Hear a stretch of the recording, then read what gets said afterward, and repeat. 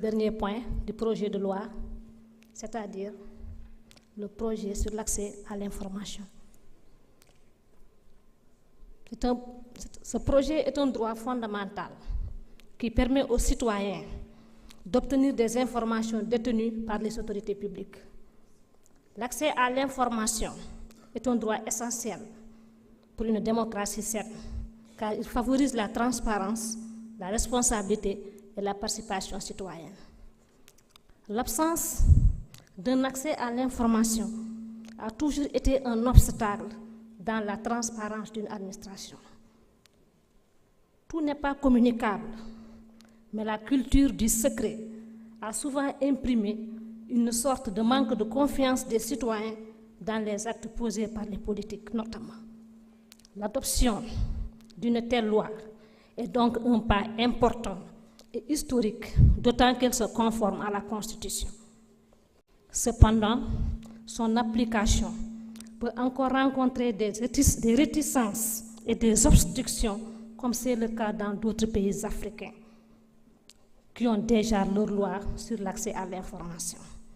Beaucoup de journalistes sont souvent censurés par la divulgation des documents dits confidentiels. Cette loi va donc susciter et ressusciter le journalisme d'investigation et lutter contre la désinformation. De même, cette loi va servir aux citoyens qui exercent eux aussi un contrôle sur les décisions politiques et les chercheurs qui auront accès à des sources fiables et documentées. Donc ce projet est essentiel et valable pour un État. Monsieur le ministre, j'ai deux préoccupations. Je voulais continuer, mais le temps qui est imparti donc, est trop minime. J'ai deux préoccupations pour le département de Podor. L'un, c'est l'octroi d'un casier judiciaire. Le département de Podor est trop loin de Saint-Louis. Dans ma commune, c'est 300 km pour avoir un casier judiciaire.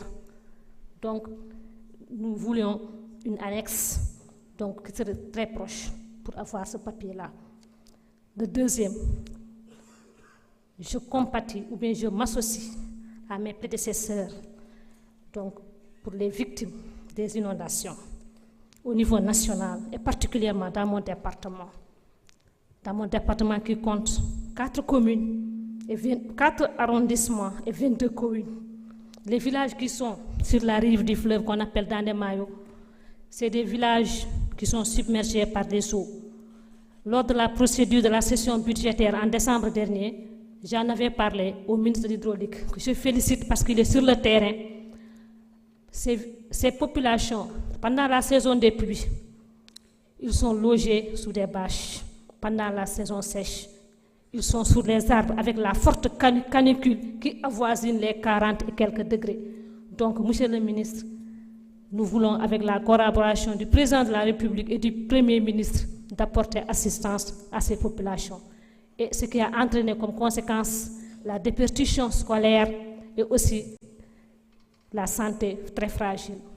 Si vous me permettez de m'exprimer un peu en pulaar, parce que le temps est presque fini, bandiraɓe fuutankoɓe mi salmini on.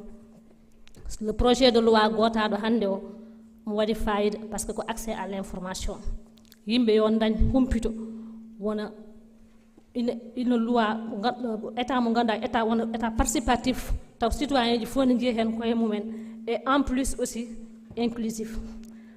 Kalami ɗo tan koto banggue doléance uji population Podor mbimi casier judiciaire c'est un document très important mais ene muusi parce que jeheten ko des kilomètres plus de 100 km faut 300 km pour yade ha Saint-Louis ɗum noon seɗe jiiɗi ko foftini en ɓe ɓattina en pour mbawen dañde on papier.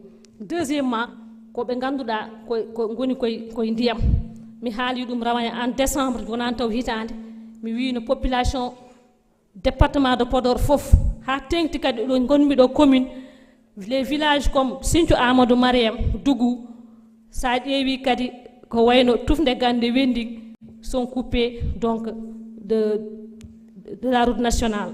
Ensuite les villages qui sont dans le Djeri aussi ont des problèmes malheureusement. Jërëjëf honorable Mariama Koli mën ngaa ñëw jël kàddu gi honorable Babacar Ndiaye